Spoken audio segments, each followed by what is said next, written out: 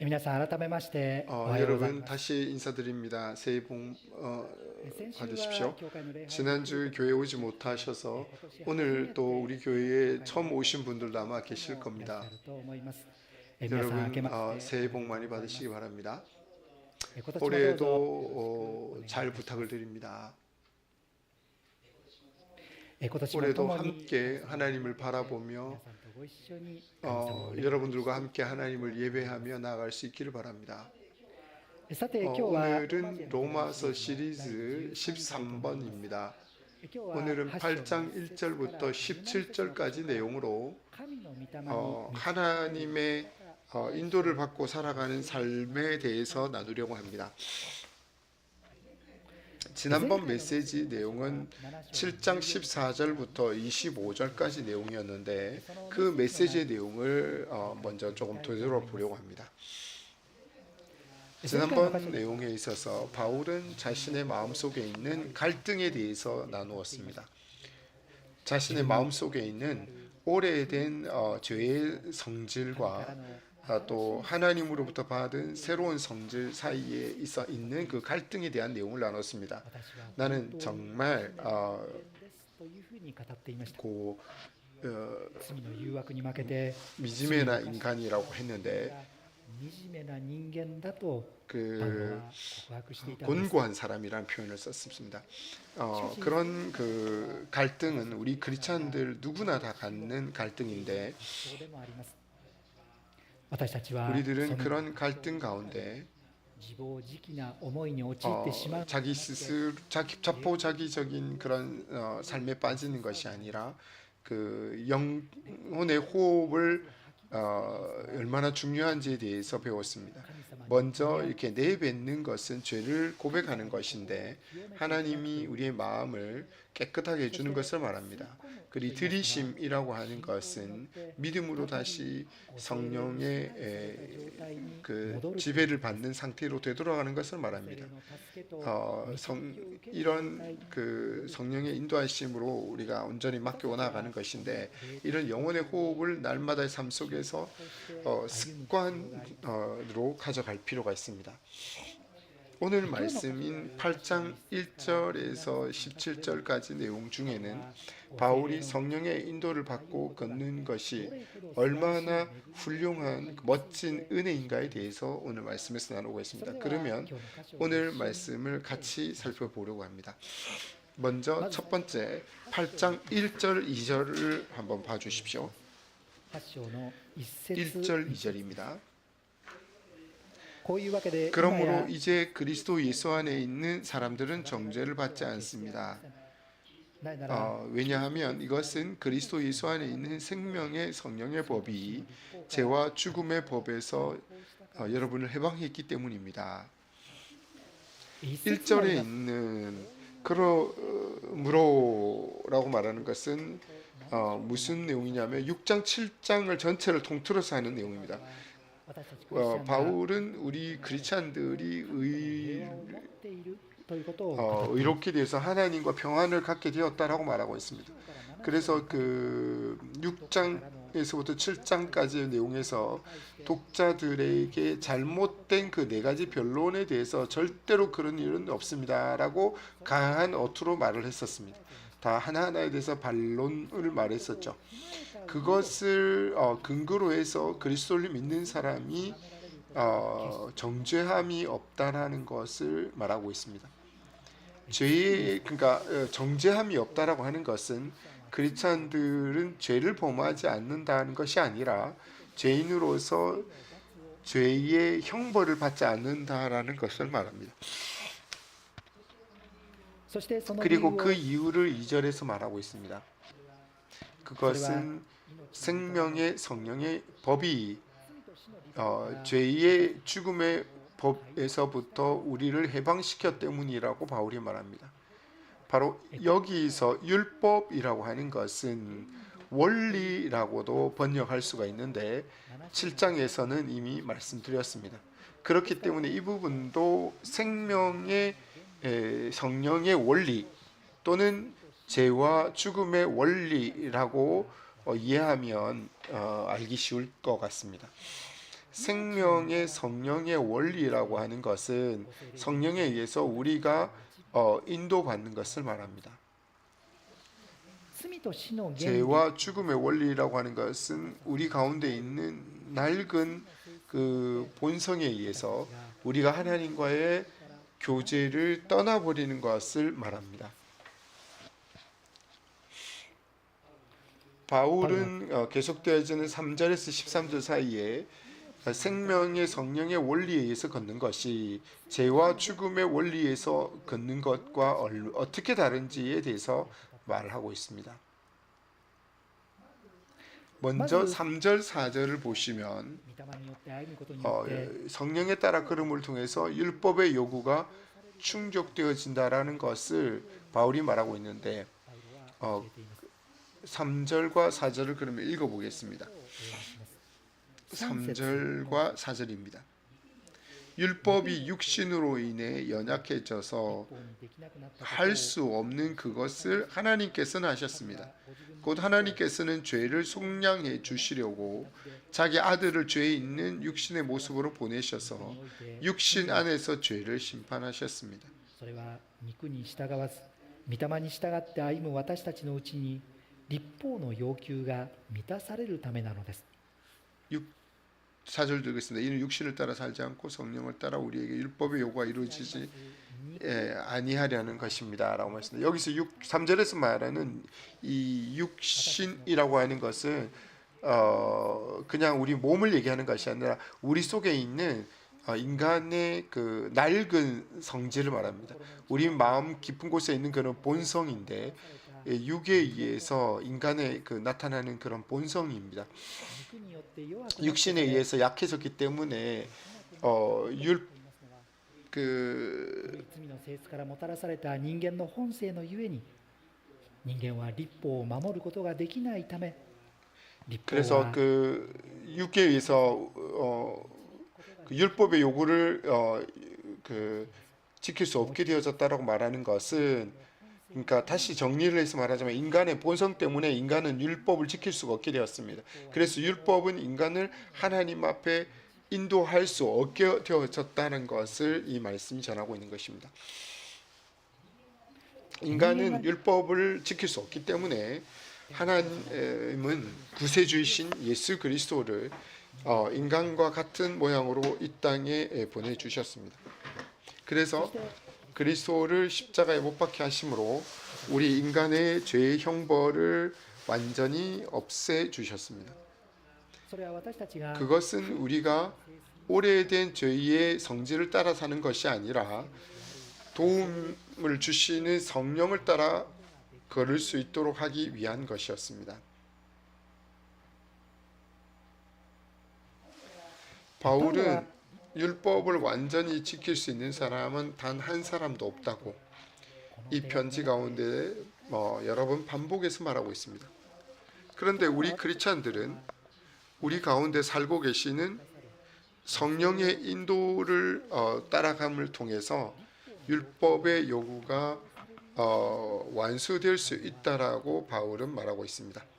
다시 말해서 율법의 요구는 인간의 힘에 의해서 채워지는 것이 아니라 성령의 인도를 따를 때 완수되어지는 것이라는 겁니다.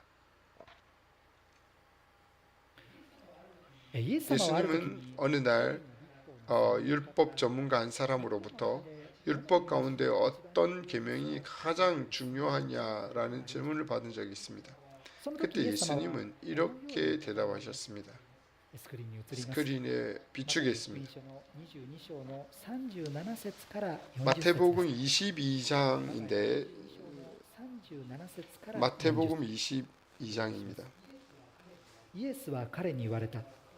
あなたは心を尽くし、命を尽くし、知性を尽くして、あなたの神主を愛しなさい。 마태복음 22장 37절입니다. あなたの隣人を自分自身のように愛しな 예수께서 さい。 이르시되 내 마음을 다하고 목숨을 다하고 뜻을 다하여 주 너의 하나님을 사랑하라 하셨으니 이것이 크고 첫째 되는 계명이요 둘째도 그로와 같으니 내 이웃을 내 자신과 같이 사랑하라 하셨으니 이 두 계명이 온 율법과 선지자의 강령이니라. 하나님을 사랑하고 또 이웃을 사랑하는 이 두 가지 계명이 가장 중요한 것이고 이 두 계명에 율법 전체가 달려 있다라고 예수님께서 말씀하신 것입니다. 우리도 내 자신의 힘으로 하나님과 다른 사람을 사랑할 수는 없습니다. 그러나 성령을 따르는 그 마음을 갖고 살아갈 때 하나님과 사람을 하는 자로서 우리가 살아갈 수 있게 되는 것입니다. 로마서 8장으로 되돌아가겠습니다. 계속되어지는 5절부터 8절 사이 내용은 죄와 죽음의 원리와 생명과 성령의 원리에 대해서 이것들이 각각 이르게 되는 결과에 대해서 말하고 있습니다. 5절부터 8절까지 읽겠습니다. 육신을 따라 사는 사람은 육신의 일을 생각하지만 성령을 따라 사는 사람은 성령의 일을 생각합니다. 육신의 생각은 죽음이지만 성령의 생각은 생명과 평안입니다. 왜냐하면 육신의 생각은 하나님을 적대시하기 때문입니다. 그것은 하나님의 법을 복종하지 않을 뿐더러 복종할 수도 없습니다. 육신 안에 사는 사람은 하나님을 기쁘시게 할 수 있습니다. 없습니다. 이 육의 생각은 죽음입니다. 인간이 가는 곳은 죽음이라는 것을 이 성경 말씀에서 우리가 알 수 있습니다. 이 문맥에서 크리스찬들에게 말하고 있기 때문에 죽음이라고 하는 것은 영원한 멸망을 말하는 것이 아니라 하나님과의 교제로부터 벗어나는 것을 의미합니다. 여기서 말하는 죽음은요. 다시 한편 그 성령의 생각은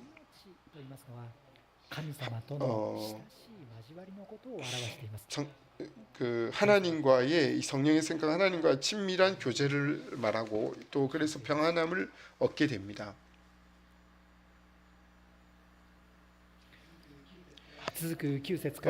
9절에서부터 13절은 하나님께서 우리를 성령의 성령으로 우리를 인도하고 계신다는 내용인데요. 9절부터 13절까지 내용 좀 깁니다. 하지만 읽겠습니다. 그러나 하나님의 영이 여러분 안에 거하시면 여러분은 육신에 있지 않고 성령 안에 있습니다. 누구든지 그리스도의 영이 없으면 그리스도의 사람이 아닙니다. 그러나 그리스도가 여러분 안에 계신다면 몸은 죄로 인해 죽었으나 영은 의로 인해 살아 있습니다. 11절입니다. 예수를 죽은 사람 가운데서 살리신 분의 영이 여러분 안에 거하시면 그리스도 예수를 죽은 사람 가운데서 살리신 분께서 여러분 안에 거하시는 자기 영으로 인해 여러분의 죽을 몸도 살리실 것입니다. 그러므로 형제들아 우리는 육신을 따라 살아가는 육신에 비친 사람이 아닙니다. 만일 여러분이 육신을 따라 살면 반드시 죽을 것이지만 성령으로 몸의 행실을 죽으면 살 것입니다. 10절에 있는 것처럼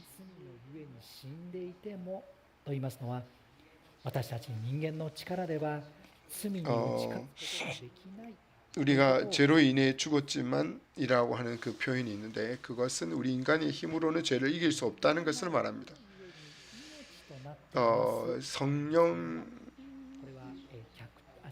인해 살아있다라고 하는 것을 여러분 그 일본 성경 보면 각주가 나와 있는데 다른 성경에는 영에 의해 영은 의에 의해 살고 있습니다라고 표현이 되어 있습니다. 이 번역이 좀 알기 쉽죠? 우리가 의롭게 되어졌기 때문에 성령님께서는 우리 안에 계시고 우리를 인도해 주신다라고 하는 것을 표현하고 있는 것입니다. 11절 말씀 봐주시기 바랍니다. 계속되어지는 11절 말씀에서는 우리 가운데 계시는 성령께서 우리를 인도하고 계신다라고 하는 것을 가르치고 있습니다.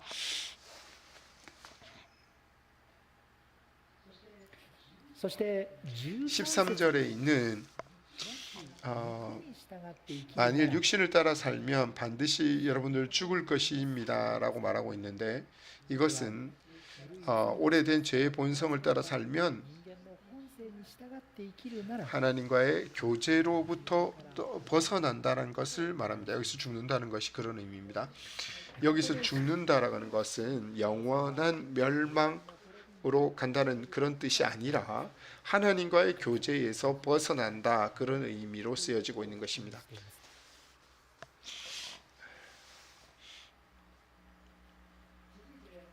계속되어지는 만일 성령으로 우리의 몸의 행위를 죽인다면 여러분은 살 것입니다 라고 나와 있는데, 몸의 행위를 죽인다라고 하는 것은 육신을 따르지 않는 것을 말합니다. 다시 말해서 성령의 지배를 받고 오래된 그 본성을 따라 사는 것이 살지 않는다면 여러분은 하나님의 교제 가운데 거할 수 있게 된다는 것을 말합니다. 성령의 지배되는 것을 통해서 처음으로 우리는 하나님과의 교제를 경험할 수 있게 됩니다.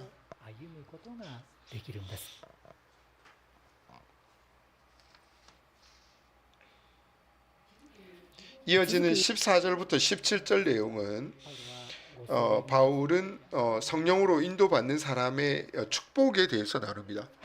먼저 첫 번째 축복은요, 하나님을 아바 아버지라고 부를 수 있는 하나님과의 개인적인 관계에 들어간다는 것입니다. 14절과 15절을 읽겠습니다.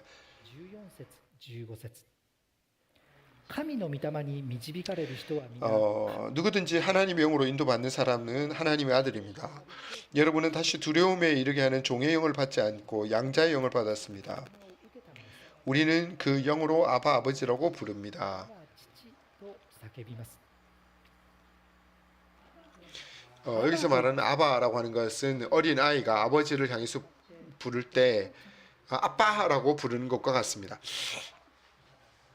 어린 아이가 자신의 아버지에 대해서 아무런 그 거리낌 없이 친근감을 담아서 부르는 그런 것과 똑같은 그런 표현입니다. 우리도 그런 하나님과 친밀한 관계 가운데 걸을 수 있다라는 것입니다.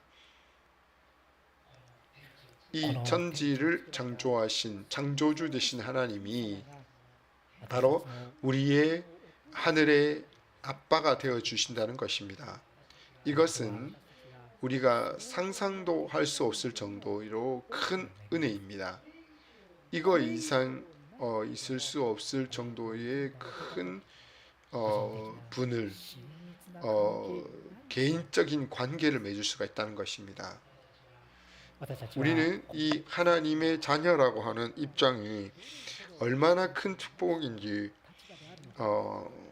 또 큰 은혜 가운데 있다는 것을 우리가 평생을 배워가야 될 가치가 있는 것이라고 생각합니다.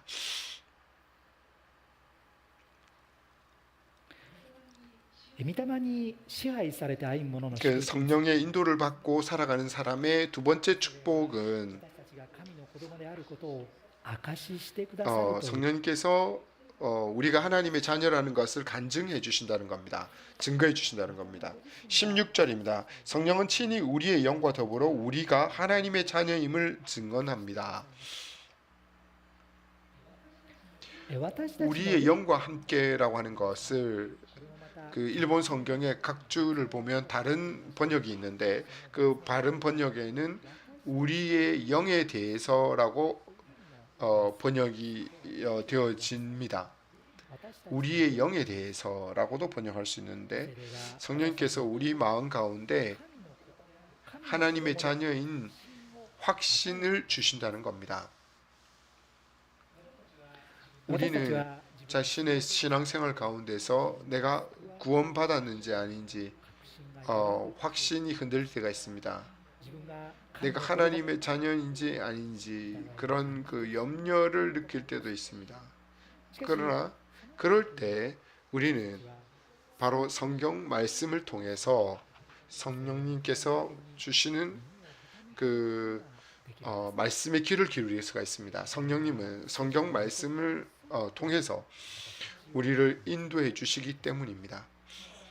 그리고 기도 가운데 성령님께서 역사하시고 또 구원의 확신을 주시도록 우리가 하나님 앞에 기도할 수가 있습니다. 성령은 이 16절 약속을 따라서 우리가 하나님의 자녀라고 하는 것을 간증해 주시고 구원의 간증을 주시는 분이십니다.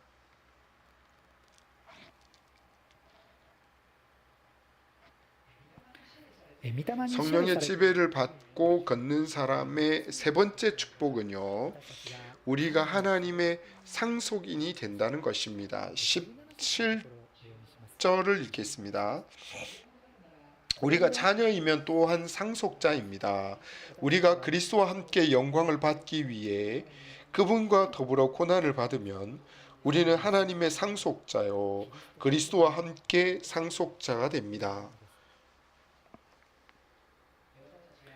우리가 하나님의 자녀라면 우리가 하나님 그 나라의 상속자가 된다라고 이곳에서 말하고 있습니다.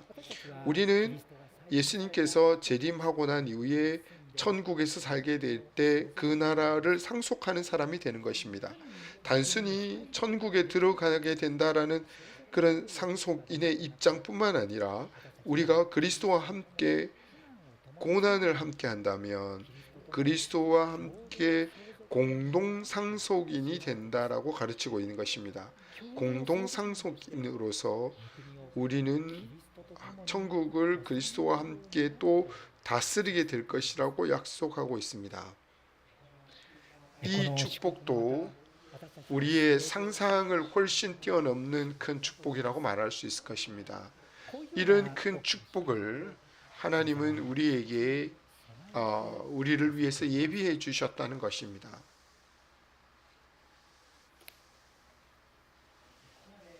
여기까지 오늘 성경 말씀을 우리가 보았습니다. 바울은 성령의 지배를 받고 사는 삶과 또 그 축복에 대해서 나눴습니다. 지난번 얘기로 돌아가지만 저는 어떤 사람으로부터 이런 질문을 받은 적이 있습니다. 왜 스위타 교회는 성령의 인도를 받는 것에 대해서 중요하게 생각하지 않으십니까? 라는 그런 질문을 받은 적이 있습니다. 아닙니다. 중요하게 생각하고 있습니다. 라고 저는 대답을 했습니다. 그렇게 말하니까 그러면 왜 매주 메시지에서 성령에 대해서 다루지 않으시나요? 하는 질문이었습니다. 저는 이 강연 메시지로 성경 본문에 그런 내용이 나오면 그 내용을 나눕니다. 라고 말했습니다. 여러 가지 얘기를 하는 가운데 그분은 스위타 교회가 성령에 대해서 약간 경시하고 있다라는 인상을 받은 것 같았습니다.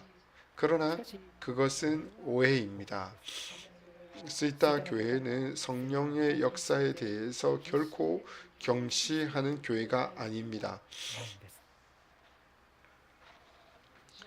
초대 교회 목사님이셨던 타카키 케이타 목사님은 은혜에 의한 신앙생활이라는 그 책을 쓰셨는데 그곳에서 몇 장에 걸쳐서 성령에 대해서 나누고 계십니다. 그리고 디모데 클래스에서도 몇 가지 그 클래스 중에 성령에 대해서 자세하게 배울 수가 있도록 되어 있습니다.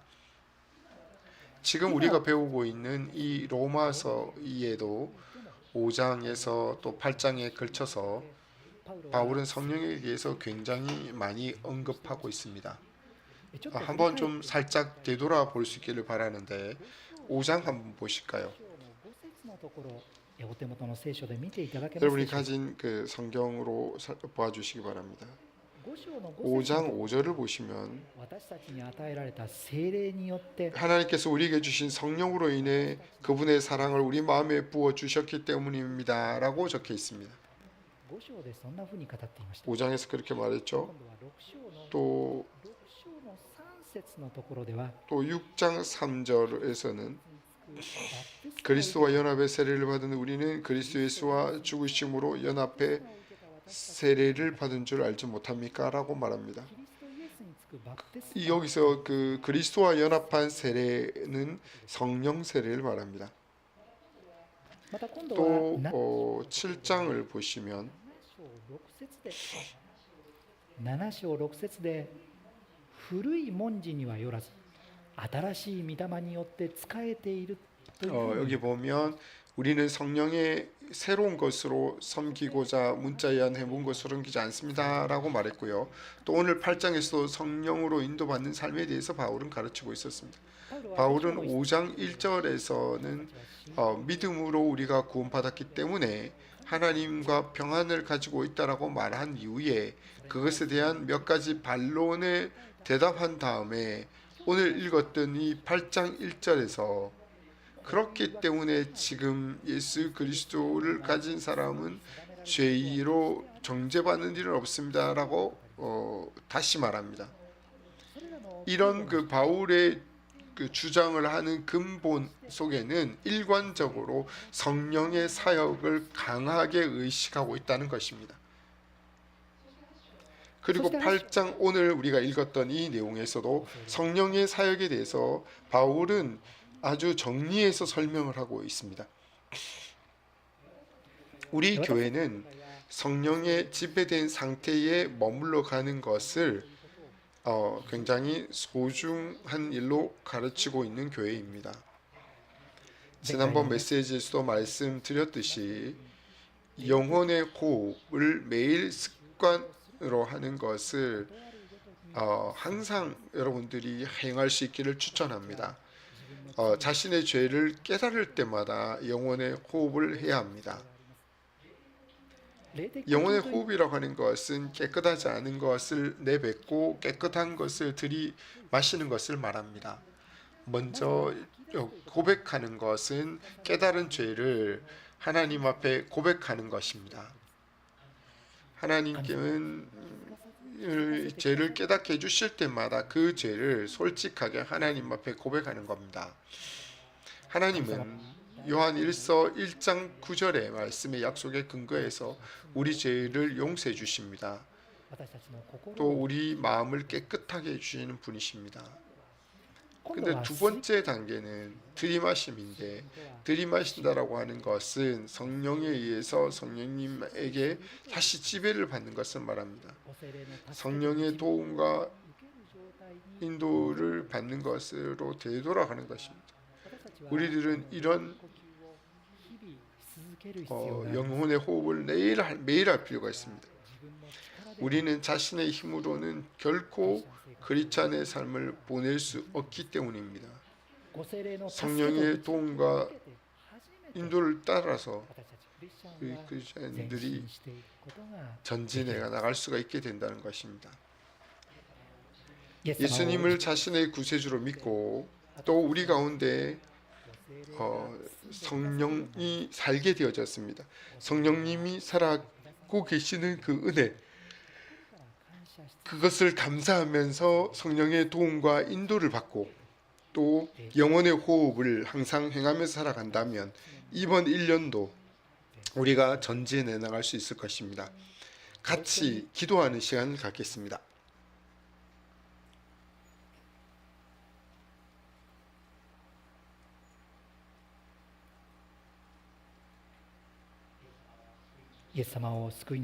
예수 그리스도를 구세주로 영접한 우리는 성령께서 살아계고 계신 것에 대해서 우리가 감사합시다.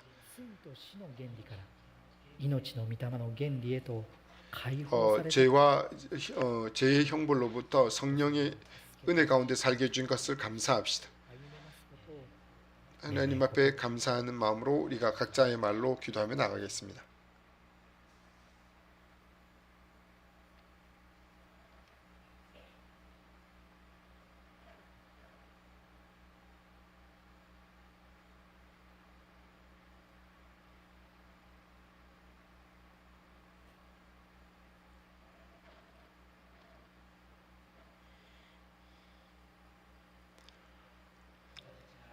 私たちが 우리는 성령의 인도를 계속 따라갈 수 있도록 영혼의 호흡을 습관으로 할 수 있도록 죄가 깨달아졌을 때는 하나님 앞에 죄를 고백하고 죄가 깨끗하게 되어지고 또 다시 성령의 인도를 받는 삶으로 되돌아갈 수 있도록 각자 그렇게 하게 해달라고 기도하겠습니다.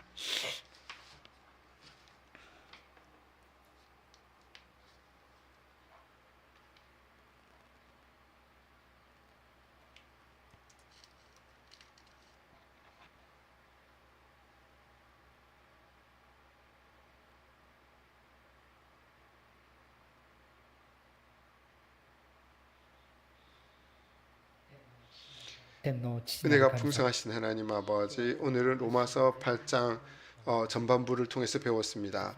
우리가 예수 그리스도를 구세주로 영접하는 그 순간 성령께서 우리 가운데 거하고 계시는 것 감사를 드립니다.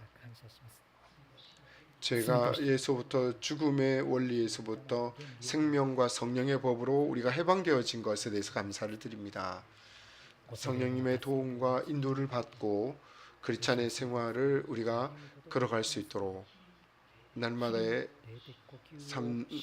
날마다 영혼의 호흡을 습관으로 할 수 있도록 인도해 주옵소서. 죄를 깨달았을 때에는 정직하게 하나님 앞에 죄를 고백할 수 있도록 또 성령의 지배를 받는 상태로 되돌아갈 수 있도록 인도해 주옵소서. 우리의 날마다의 삶 가운데 그렇게 인도해 주시기를 기도합니다. 이 모든 기도를 주 예수 그리스도의 이름으로 기도했습니다. 아멘.